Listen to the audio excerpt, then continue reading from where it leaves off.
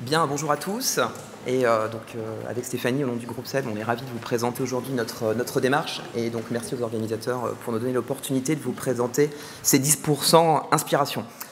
Juste deux mots, effectivement, sur l'innovation au niveau du groupe SEB. L'innovation au niveau du groupe SEB, c'est dans l'ADN du groupe, avec 1400 personnes, finalement, qui vont participer à la création de l'offre produit, 1400 personnes qui vont être des chercheurs, des designers ou des marketeurs. Il va y avoir effectivement besoin de renouveler plus d'un tiers de cette offre produit tous les ans.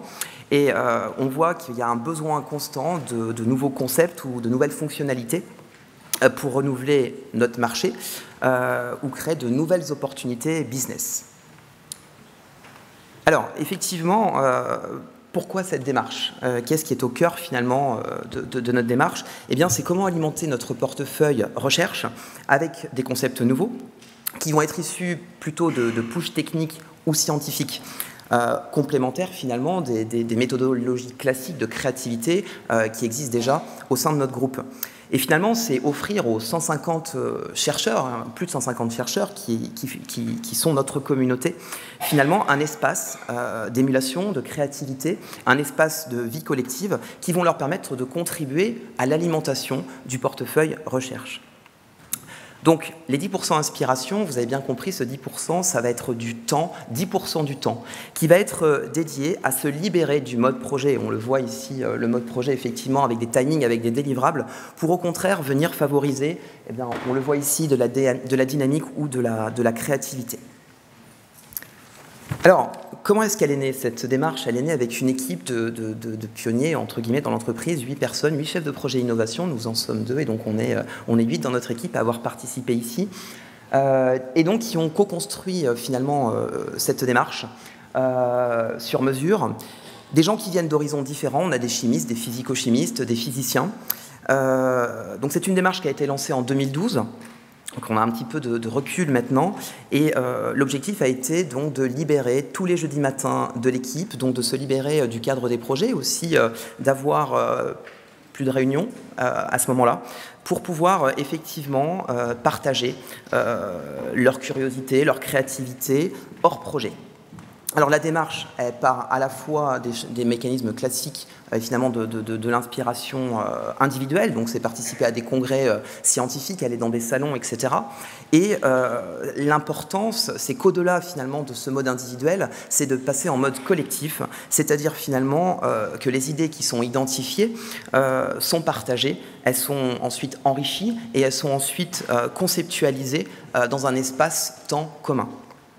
Donc la curiosité et la créativité collective sont au centre des choses et sont au centre finalement de cette fiche idée. Cette fiche idée, elle a été créée effectivement pour alimenter la démarche, et c'est finalement ce qui permet de transposer donc une idée 100% technique dans un univers finalement consommateur.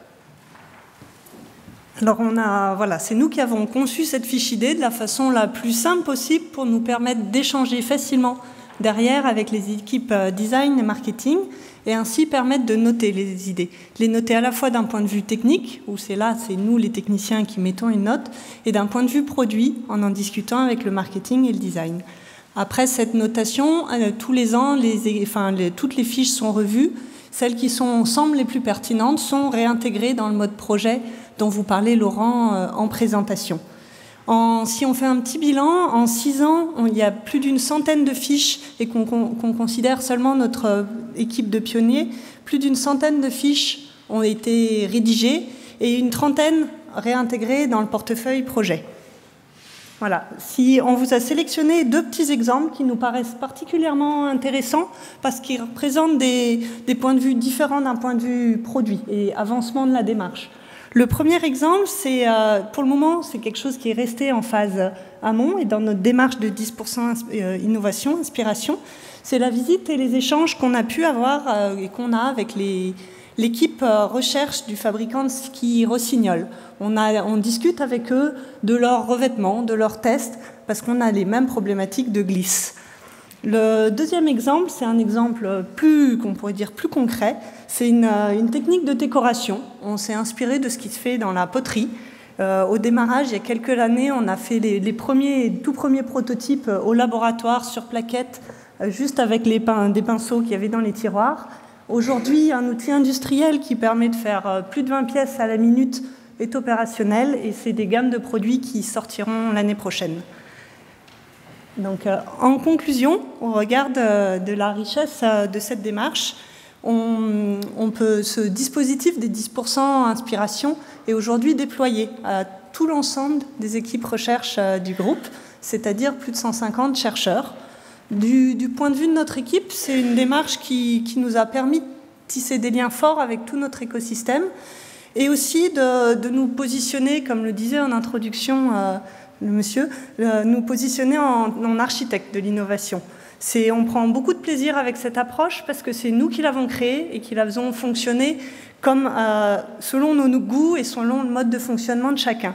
Aujourd'hui, dans le déploiement de cette démarche, l'objectif, c'est que chaque équipe se l'approprie et la déploie selon des modalités qui lui sont propres.